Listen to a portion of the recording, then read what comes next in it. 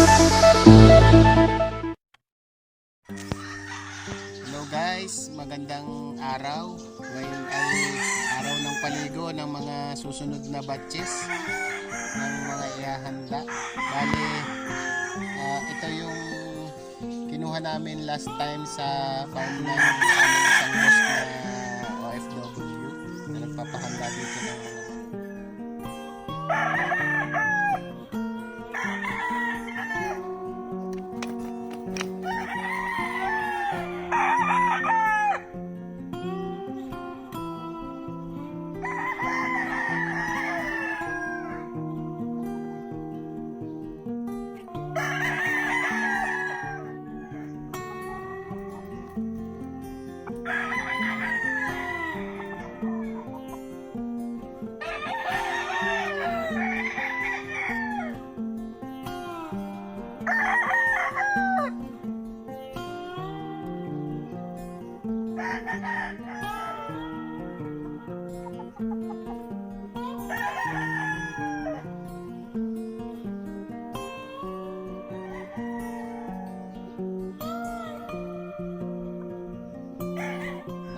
dilaws na sila, napurga na sila.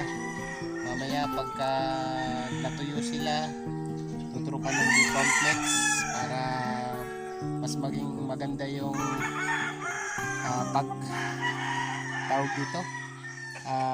pag-adapt nila sa ating feeding program. Ganun din sa nalalapit nila na pagsabak sa training dito sa amin sa Evera Brothers din.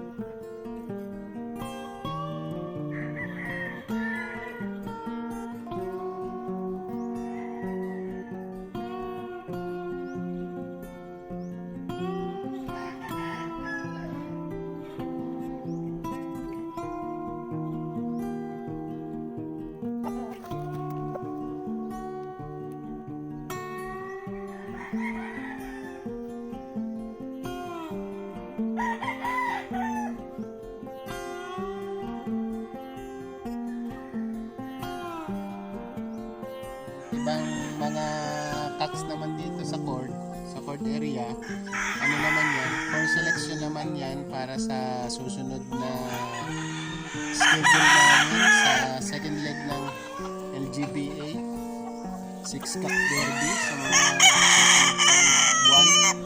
So hopefully makapili tayo ng maayos na lineup para mas maging maganda naman yung resulta. Kumbaga mas malapit tayo sa swerte pag maayos ang mga hinahanda natin, mas matututukan, mas maayos yung mga manok na napipili.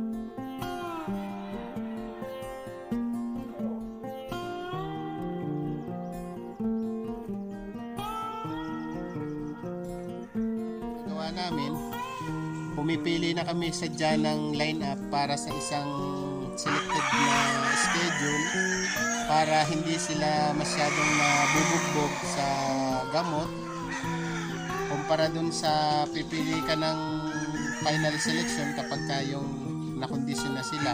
Kasi kung ganun ang gagawin natin, mabubugbog sila sa gamot,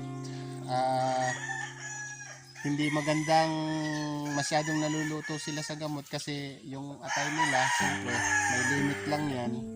So kung hindi sila mapili tapos panay ang bigay natin ng gamot sa kanila, hindi magiging maganda yun sa mga susunod na schedule kasi nga mapupuno na ng gamot yung mga atay nila. So ang ginagawa namin, pili lang kami ng line up para sa isang specific na date ng schedule namin para doon lang sila nakatutok. Kung sino lang yung napili, merong extra na ilang piraso para meron namang reserve na mapagpipilian. So ang ginagawa namin ganun para mas preserve naman yung mga ibang manok natin para sa mga susunod na schedule.